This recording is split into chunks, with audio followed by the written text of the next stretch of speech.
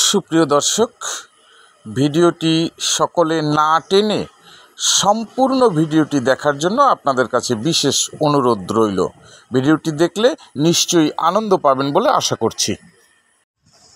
সুপ্রিয় দর্শক, আমরা আজকে এসেছি বরিশাল জেলার বানুড়িপাড়া উপজেলার বিশারকান্দি ইউনিয়নের মরিচবুনিয়া গ্রামে, অর্থাৎ এই যে আমরা বিশারকান্দি ব্রিজের নিচে বসে আছি।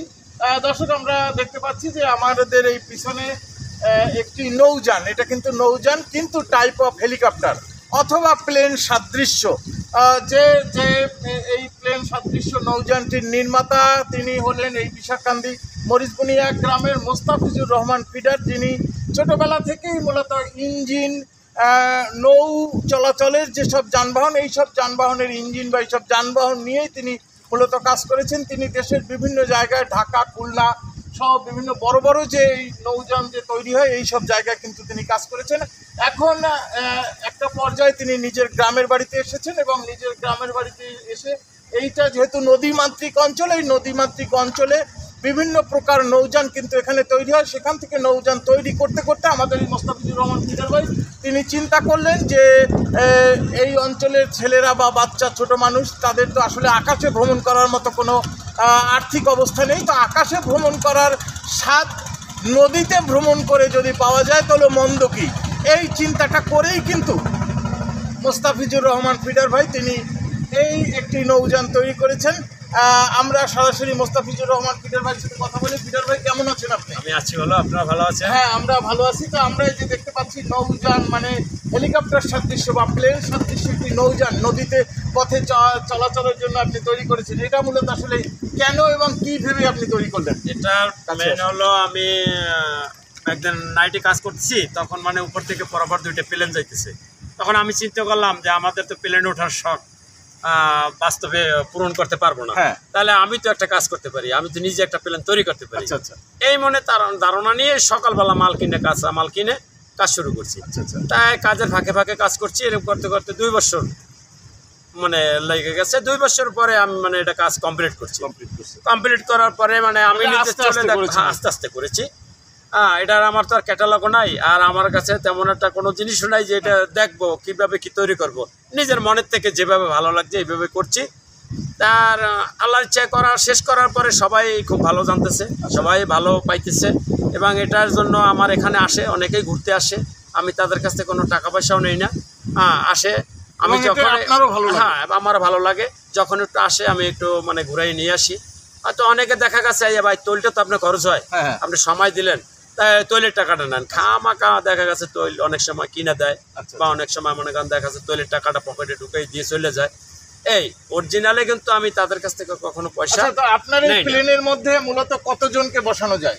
আমি প্লেনের মধ্যে মনে করেন 2 পাশে তো ডালা বিছনা, যত চেয়ার ফিটিং নাই। আর এটা তেমন মোটিভাই করেও তো আমি একটা করি নাই যে এত দূর হবে, তাতে আরো মোটিভাই করতাম। তাই 2 সাইডে আমার মনে করেন 10 জন বসা যায়, উপরে 4 জন, 14 জন, সামনে 2 জন, 16 জন, আমি একজন, 17 জন, আমার সাইডে একজন, 18 জন নিয়ে মনে করেন চলা যায়। কালকেরও 17 জন নিয়ে আসছে, 18 জন, 15 জন নিয়ে আসছে। ডুবে যাওয়ার কোনো ভয় না, কোনো কাপাকাপি করে না, কোনো টলকে না, চালুতে থাকায় কোনো টলকে না। আচ্ছা, তো এই 2 বছর বসে আপনি আস্তে আস্তে ধীরে যে এটাকে এই প্লেন সাদৃশ্যে রূপ দিলেন বা প্লেনে তৈরি করলেন বা হেলিকপ্টারে তৈরি করলেন, আমরা যেটাই বলি যে আকাশযানকে আপনি নদীতে নিয়ে আসছেন, জলজ যানে পরিণত করেছেন। তো মূলত এটা এই পর্যন্ত আপনার কত টাকা ব্যয় হয়েছে? আমার 2,70,000 টাকার মতো ব্যয় হয়েছে। 2,70,000 টাকা ব্যয় হয়েছে। এটা দিয়ে আসলে যে আপনি ইনকাম করবেন এই হিসাব করে আমি করি নাই, এটা জাস্ট মনের আনন্দে করছি। ঠিক আছে, এখন তারপর আছে দেখা গেছে যদি আমি আর একটু বড় করতাম বা একটু আকর্ষণীয় আর একটু বাড়াই করতাম, তাহলে আমার কিছু আয় হইতো। এটা তো কম ধরে লোক, ধরেন 20-30 জন লোক যদি ধরে এরকম তৈরি করলে তাহলে কিছু ইনকাম আছে। আচ্ছা, তো মনে করেন ভবিষ্যতে আপনি কি চিন্তা করবেন? ভবিষ্যতে আমি যদি, আমার তো অর্থ কম, যদি অর্থ থাকতো তাহলে তো দেখা গেছে এর চেয়ে বড় জিনিস আমার করা সম্ভব বা শখ আছে। ধরেন 50 জন লোক একটা বিয়ের বরযাত্রী যাইতে পারবে, বা একটা পিকনিকে যাইতে পারবে, যে ফ্যামিলি সহ যাইতে পারবে। বসার জন্য, থাকার জন্য যদি একটু ভালো মানের হয় তাহলে তো মনে করেন দেখা গেছে আমি অনেক ট্রিপ পাইতাম। কিন্তু এখন তো আর এটা এত সম্ভব না। তাই যদি কোনো মানে আর্থিক সহযোগিতা পাইতাম কিছু, তা দেখা গেছে সরকারি অনুদান পাইতাম বা প্রধানমন্ত্রী থেকে যদি কিছু আসতো, তাহলে দেখা গেছে আমি একটা বড় ধরনের একটা করার চিন্তা করতেন।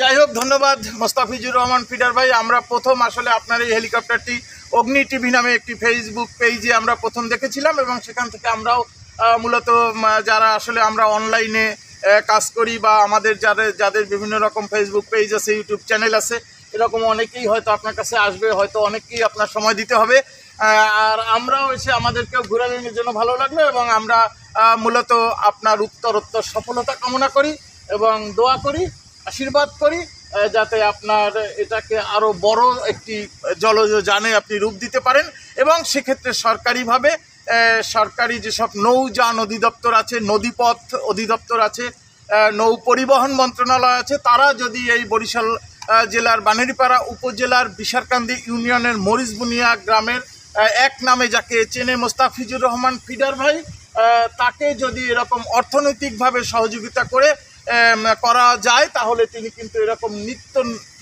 নতুন কিছু কৌশল আবিষ্কার করে এই অঞ্চলের জলযান নদীপথ বেষ্টিত এই অঞ্চলের মানুষের যেমন সাশ্রয় ঘোরাফেরা চলাচলে তিনি নতুনত্ব সৃষ্টি করতে পারবেন, এবং এই অঞ্চলের মানুষের বা তার নিজেরও অর্থনৈতিকভাবে একটা লাভবান হওয়ার সম্ভাবনা থাকবে। ধন্যবাদ সকলকে। যারা ভিডিওটি নিভৃত কণ্ঠস্বর ফেসবুক পেজে দেখছেন, তারা অবশ্যই পেজটি ফলো বাটনে ক্লিক করে ফলো করবেন, ভিডিওটি লাইক কমেন্ট শেয়ার করবেন, এবং যারা চন্দ্র মিডিয়া কর্নার ইউটিউব চ্যানেলে ভিডিওটি দেখছেন, তারা অবশ্যই চ্যানেলটি সাবস্ক্রাইব করবেন এবং লাইক কমেন্ট ও শেয়ার করবেন। ধন্যবাদ সকলকে।